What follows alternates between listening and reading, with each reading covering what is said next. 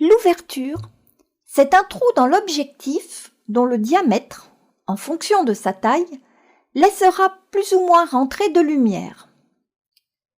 Schématiquement, on peut comparer le diaphragme à notre pupille qui module la quantité de lumière qui rentre dans l'œil.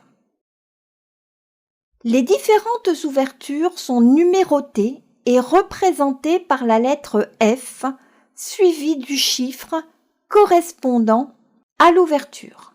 Plus le nombre est petit, plus l'ouverture est grande.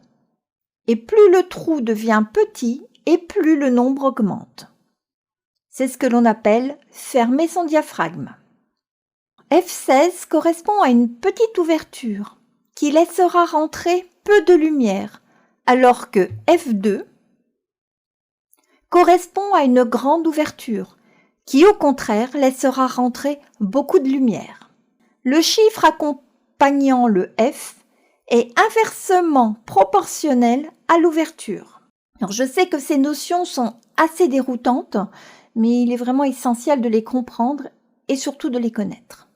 C'est l'ouverture du diaphragme qui a le plus grand effet sur la profondeur de champ. Plus cette ouverture est grande et plus la profondeur de champ est faible. Inversement, plus l'ouverture est petite et plus la profondeur de champ est importante.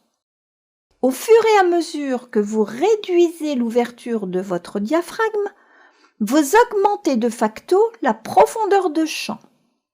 Par exemple, une prise de vue à f11 produira une plus grande profondeur de champ qu'une prise de vue dans les mêmes conditions à f4.